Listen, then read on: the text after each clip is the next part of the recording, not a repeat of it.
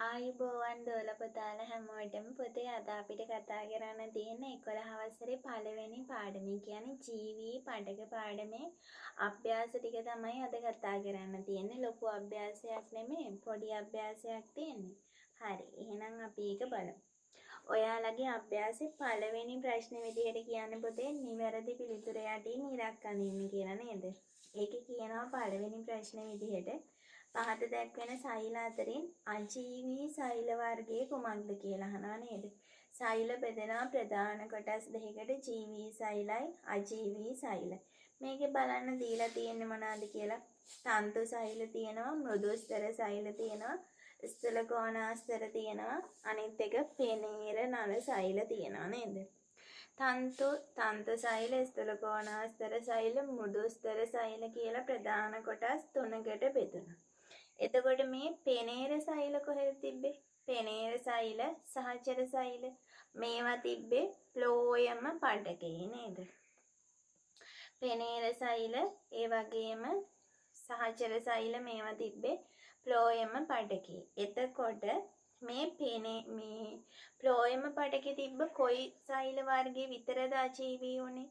ෆ්ලෝයමීය තන්තු විතරයි අජීවී, අනිත් ඔක්කොම මොනවාද? අනිත් ඔක්කොම ජීවී නේද? එතකොට පෙනීර සෛල කියන එකත් මේකේ ජීවී. ස්ථූල කෝණාස්තර සෛල ජීවී, මෘදුස්තර සෛල ජීවී නේද? එතකොට තන්තු සෛල විතරයි අජීවී නේද? තන්තු බෙදෙනවා ප්‍රධාන කොටස් කීයකටද? දෙකකට. තන්තු බෙදෙනවා මොනවාද? තන්තු සෛලයි උපල සෛලයි කියලා ප්‍රධාන කොටස් දෙකක් තියෙනවනේ නේද? මෙන්න මේ තන්තු සෛලයි උපල සෛලයි කියලා ප්‍රධාන කොටස් දෙකක් තියෙනවා.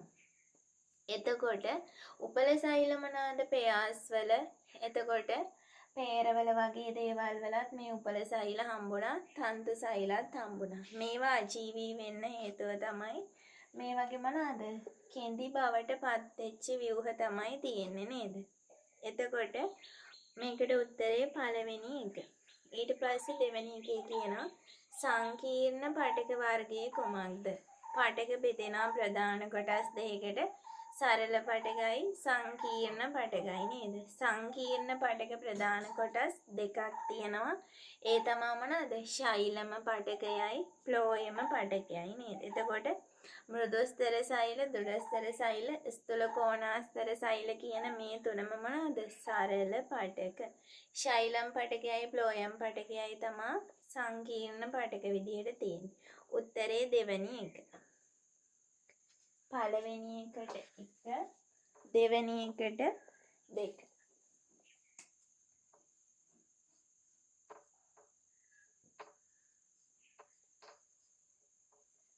ඊට පස්සේ තුන්වෙනි ප්‍රශ්නයෙන් කියනවා ශාක පටකයක් නිරීක්ෂණය කිරීමේදී පහත සඳහන් ලක්ෂණ දක්නට ලැබුණි කියනවා නේද? බලන්න සමවිස්කම්බික සෛලලු තිබ්බේ, විශාල රික්තකයක් තිබ්බලු, සජීවී සෛලලු. සමවිස්කම්බික ගෝලාකාර සෛල හම්බුනේ අපිට කොහෙද? මෘදුස්තර සෛලවල තිබ්බා නේද? විශාල රික්තකයක් තිබ්බා. ඔව් මෘදුස්තර පඩකයේ විශාල මධ්‍ය රික්තකයක් තිබ්බා. ඔය රික්තකයේ හින්දා මොකද? න්‍යෂ්ටිය පර්යන්තයට ගිහින් තිබ්බා නේද? පර්යන්ත කියන්නේ මොකද්ද? එක පැත්තකට තල්ලු වෙලා තිබුණා නේද? මෙන්න මෙහෙම න්‍යෂ්ටිය එක පැත්තක තියෙනවා. විශාල මධ්‍ය රික්තකයක් තියෙනවා නේද? මේක රික්තකය. මේක මොකද්ද? න්‍යෂ්ටිය නේද?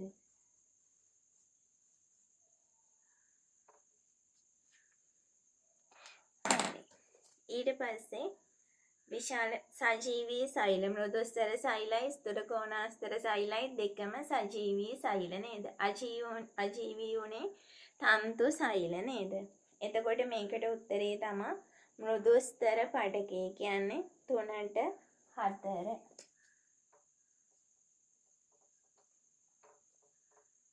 ඔයාලා මතක තියාගන්න ඕනේ පුතේ මෘදුස්තර පටකයේ ලක්ෂණ, ස්ථූල කෝණාස්තර පටකයේ ලක්ෂණ, දෘಢස්තර පටකයේ ලක්ෂණ කියලා ඔයාලගෙන් අහනවානේ. එතකොට මෘදුස්තර පටකයට මතක තියාගන්න ගෝලාකාර සමවිස්කම්භික සෛල කියන එක. අනිත් එක විශාල මධ්‍ය රික්තකයක් තියෙනවා. විශාල මධ්‍ය රික්තකයක් තියෙන හින්දා න්‍යෂ්ටිය මොකද්ද?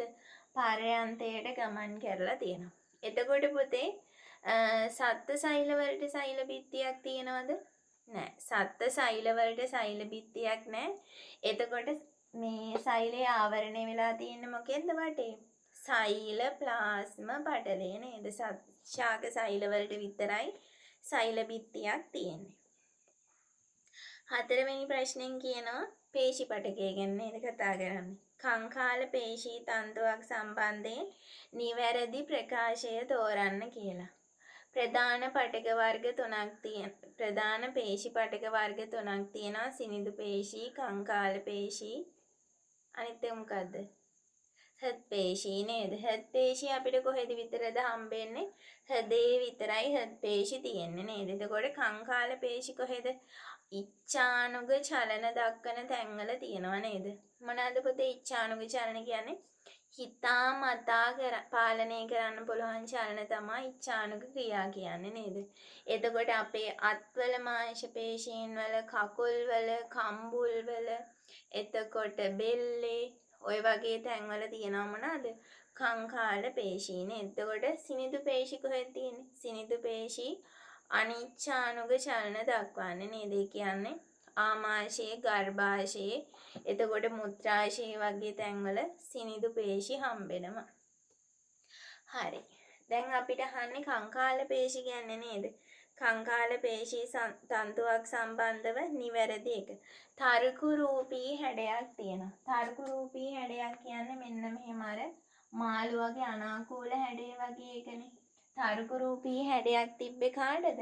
සිනිඳු පේශි වලට නේද?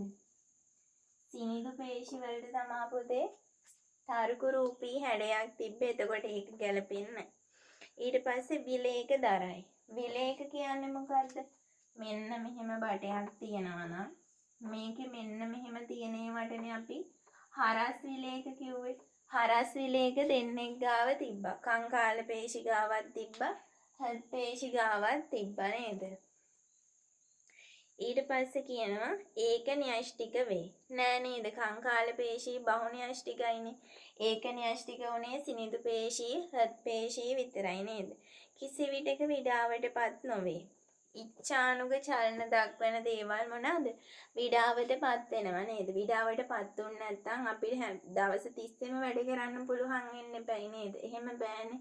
අපි ටිකක් වෙලා වැඩ කරද්දී අපේ අතපය කැක්කුම එනවනේ. එහෙනම් කැක්කුම එන්නේ මොකද? ඒ කට්ටිය විඩාවටපත් වෙලා නේද? එතකොට මොනවාද? කංකාල පේශී විඩාවටපත් නොවේ නෙමෙයි. විඩාවටපත් වේ නේද?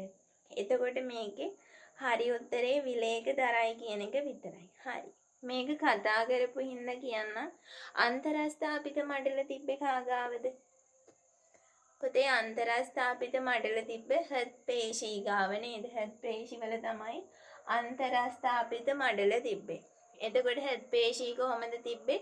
ශාකනය වෙලා තිබ්බේ නේද? අතු බෙදුණු ව්‍යුහයක් තමයි හෘද පේශි වලට තිබ්බේ. එතකොට හතරවෙනි එකට උත්තරේ දෙක නේද?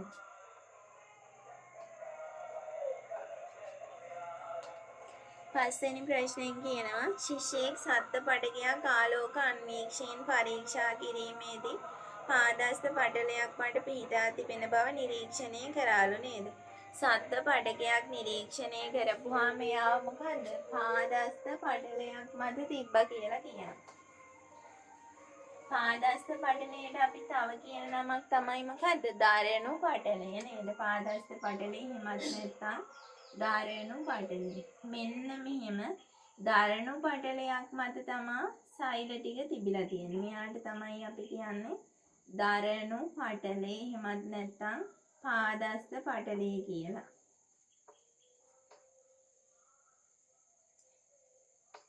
මේවා තමයි සෛල ටික නේද?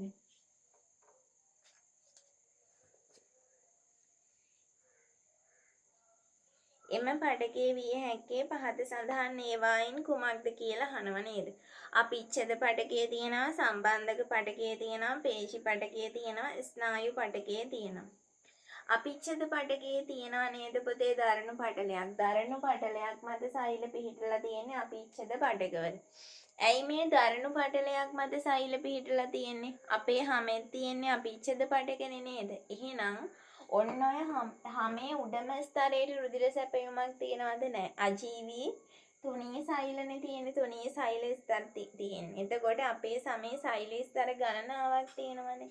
එතකොට මෙන්න මේ යටම තියෙන දරණු පටලෙට තමයි මොනවද රුධිර සෛල, ස්නායු සෛල වගේ දේවල් සම්බන්ධ වෙලා තියෙන්නේ. එතකොට මෙන්න මේ දරණු පටලයට තමයි මොනවද රුධිරයේ තියෙන පෝෂක ටික ලබා ගන්න. එතකොට ඒ ලබාගත් පෝෂක ටික තමා කහාට යන්නේද?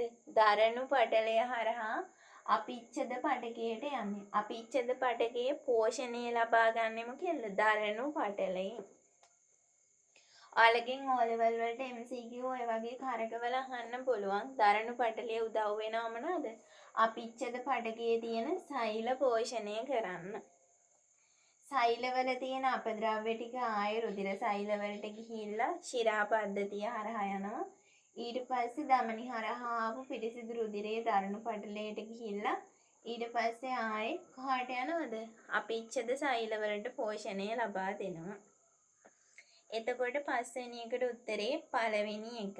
දරණු පටලයක් එහෙමත් නැත්නම් පාදස්ත පටලයක් මත පිහිටලා තියෙන්නේ කවුද? අපිච්ඡද පටක තමයි. පහට එක. ස්නායු පටකයේ සෛල මතකයිනේ. අක්ෂණ අනුශාකිකා එක්කනේ තියෙන්නේ මෙන්න මෙහෙම. දිග අක්ෂණයක් තියෙනවා. සම්බන්ධ කුඩුම්බි තියෙනවා. මයලින් කොපු වලින් ආවරණය වෙලා මෙහෙම විවරයක් නේ තියෙන්නේ ස්නායු සෛලයකට. ඒ කියන්නේ නියුරෝන වලට. 6 වෙනි එකේ කියනවා පහත සඳහන් ප්‍රකාශ අතුරින් හෘත්පේශි තන්තු පිළිබඳව නිවැරදි ප්‍රකාශය කුමක්ද කියලා නේද? නිර්විලිකිතයි කියලා කියනවා. ඊට පස්සේ කියනවා අන්තරස්ථාපිත මඩල තියනවායි කියනවා, බහුන්‍යෂ්ටිකයි කියනවා, දිගු සිලින්ඩරාකාර සෛල වේ කියලා කියනවා. කවුද දිගු සිලින්ඩරාකාර සෛල? කංකාල පේශී සෛල තමා දිගු සිලින්ඩරාකාර සෛල නේද? බහුන්‍යෂ්ටික උනේ කවුද? කංකාල පේශි නේද? පේශී සිනිඳු පේශී දෙකම මොනවාද?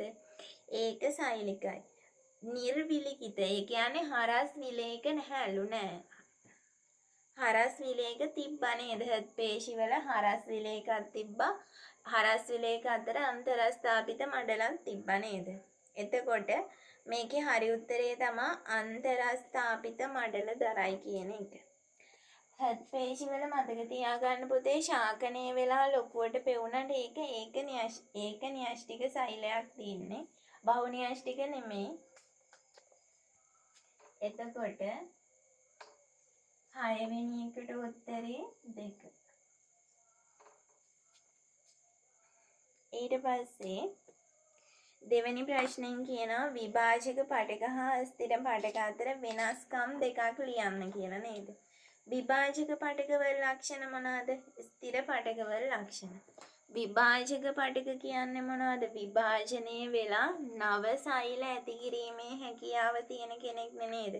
විභාජක පටකයක් කියන්නේ නව සෛල ඇති කිරීමට සම්භාවයක් තියෙන සෛලනේ. සක්‍රීය ලෙස මොනාගෙන්ද බෙදුනේ? අනූනන විභාජනය මගින් නේද? සක්‍රීය ලෙස අනූනන විභාජනයට ලක් වෙමින් නව සෛල ඇති කිරීමට හැකියාව ඇති ශාක පටකව තමයි මොනවාද? විභාජක පටක කියලා කියන්නේ. එතකොට විභාජක පටකවල ලක්ෂණ ටිකක් තියෙනවා නේද? මොනවාද? සංකීර්ණ ලෙස අනූනන විභාජනයෙන් බෙදිලා නව සෛල ඇති කරන්න හැඩගැහිච්ච ලක්ෂණ වගේක් තියෙනවා නේද? සෛල ප්‍රමාණයෙන් කුඩා සජීවී සෛල නේද? ඒ කියන්නේ පොඩි මේ සජීවී සෛල තියෙන්නේ. අන්තර් සෛලීය අවකාශ රහිත හෝ පැහැදිලි නැත. අන්තර් සෛලීය අවකාශ කියන්නේ සෛල දෙකක් අතර තියෙන හිඩැස නේද? මෙන්න මේ අන්තර් සෛලීය අවකාශ කුඩා හෝ පැහැදිලි නෑ. කියන්නේ තියෙන්නත් පුළුවන් නොතිබෙන්නත් පුළුවන් කියලා කියන්නේ. සෛලවල කැපී පෙනෙන විශාල න්‍යෂ්ටියක් තියෙනවා. ඒ කියන්නේ මේ සෛල මැද්දේ මොකද්ද? විශාල න්‍යෂ්ටියක් තියෙනවා. ඇයි විශාල න්‍යෂ්ටියක් තියෙන්නේ? සක්‍රීය ලෙස අනූනන විභාජනයට ලක් වෙලානේ. සෛල හදන්නේ. එතකොට න්‍යෂ්ටියත් විභාජනය වෙනවනේ. ඒ හින්දා තමයි න්‍යෂ්ටිය විශාලව තියෙන්නේ. විශාල මධ්‍ය රික්තකයක් නැහැ. අපිට අනිත් සෛලවල හම්බුනේ කොහමද? චූටි න්‍යෂ්ටියක් පාරයන්තයේ තිබ්බා. විශාල මධ්‍ය රික්තකයක් නේ තියෙන්නේ. මෙයාගේ මධ්‍ය රික්තකයක් නෑ පොඩි රික්තකයක් තමයි තියෙන්නේ. එතකොට හරිත ලවණ හැල්ලු. ඇයි ප්‍රභා සංශ්ලේෂණය සිද්ධ වෙන එක නෙමෙයි මෙයාලගේ කෘත්‍ය මොකද්ද? මෙයාලගේ කෘත්‍ය අනූනන විභාජනයට ලක් වෙලා නව සෛල ඇති කරන එක. මයිටොකොන්ඩ්‍රියා විශාල සංඛ්‍යාවක් තියෙනවා. ඇයි මයිටොකොන්ඩ්‍රියා විශාල සංඛ්‍යාවක් තියෙන්නේ? ඒකට හේතුව තමයි මේ කට්ටිය දැන් බෙදෙන්න එපැයි. බෙදෙද්දී ශක්තිය අවශ්‍යයිනේ. ඒ ශක්තිය අවශ්‍යතාවය එහෙමත් නැත්නම් ATP අවශ්‍යතාවය සම්පූර්ණ කරන්න තමයි මොනවද? විශාල මයිටොකොන්ඩ්‍රියා සංඛ්‍යාවක් තියෙන්නේ. ඔන්න ඔය ටික ලියන්න පුළුවන් පුතේ ඔයාලට විභාජක පටක පැත්තේ. ඊට පස්සේ ස්ථිර පටක පැත්තේ කොහොමද? ස්ථිර පටකවල මොනවාද? ඔය ලක්ෂණ ටික නෑ නේද? ඔය ලක්ෂණ ටික නෑ කියන්නේ මොනවාද? ස්ථිර පටකවල අජීවී සෛල තියෙනවා. එතකොට මේ කට්ටියන්ගේ හරිත ලව තියෙනවා. ඇයි මෙයාලා ප්‍රභා සංශ්ලේෂණයට හැඩ ගැහිලා තියෙනවා. ඊට පස්සේ අපිට මේ තව ගන්න පුළුවන් මොනවාද? විශාල මධ්‍ය න්‍යෂ්ටියක් නෙමෙයි කුඩා න්‍යෂ්ටියක් තියෙන්නේ. විශාල රික්තකයක් තියෙනවා. සමහර සෛල අජීවී වෙලා තියෙනවා. ස්ථිර පටකත් බෙදෙනවානේ ප්‍රධාන කොටස් දෙකකට. සරල ස්ථිර පටක, සංකීර්ණ ස්ථිර පටක නේද? සරල ස්ථිර පටක ආය බෙදෙනා මොනවද? මෘදුස්තර සෛල.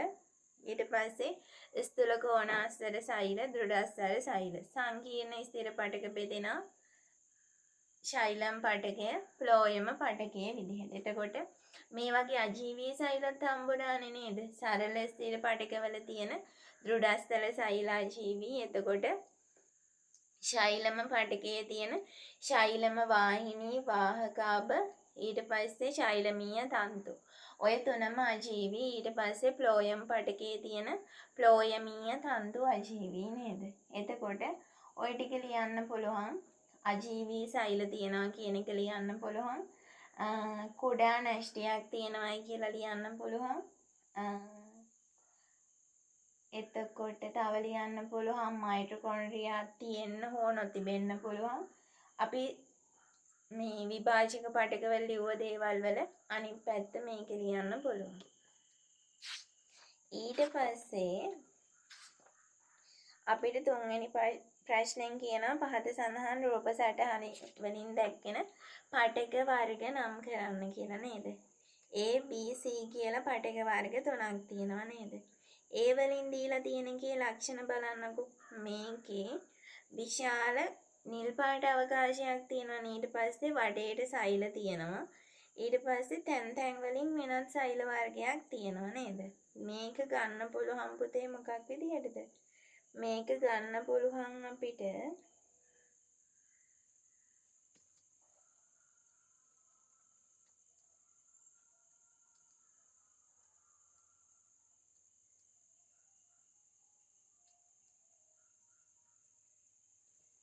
මේකේ B එක අපිට ගන්න පුළුවන්. B එක ගන්න පුළුවන් ප්ලෝයම පටකයේ හරස් කඩක් විදිහට නේද? ප්ලෝයම් පටකයේ හරස් කඩක් එහෙමත් නැත්නම් ස්ථූල කෝණාස්තර විදිහට ගන්නත් පුළුවන්. මොකද ෂඩාශ්‍රාකාර සෛල තියෙනවානේ මේක. ස්ථූල කෝණාස්තර පැත්තටත් ගන්න පුළුවන්. C එක ගන්න පුළුවන් මෘදුස්තර පටකයක් විදිහට. ඊට පස්සේ A එක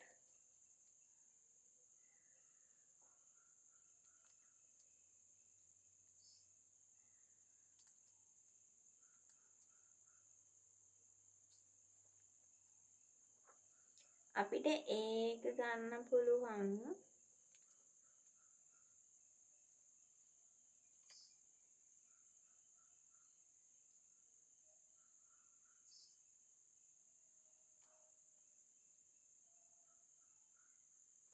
A එක ගන්න පුළුවන් විභාජක පටකයක් විදිහට. ඊට පස්සේ B එක ගන්න පුළුවන් ස්ථූල කෝණාස්තර විදිහට. C එක ගන්න පුළුවන් මෘදුස්තර විදිහට. ඊට පස්සේ හතරවෙනි එකෙන් කියනවා මිනිසාගේ හෘද පේශි තන්තු හා කංකාල පේශි තන්තු අතර ඇති ව්‍යුහමය වෙනස්කම් දෙකක් ලියන්න කියලා නේද? හෘද පේශි කංකාල පේශි අතර තියෙන ව්‍යුහමය වෙනස්කම්. ව්‍යුහමය වෙනස්කම් කිව්වහම පුතේ කෘත්‍යමය වෙනස්කම් ලියන්න බෑ. සෛලයේ ව්‍යුහයේ තියෙන වෙනස්කම් තමයි අපිට ගන්න පුළුවන්. මොනවද මෙයාලගේ ව්‍යුහයේ තියෙන වෙනස්කම්?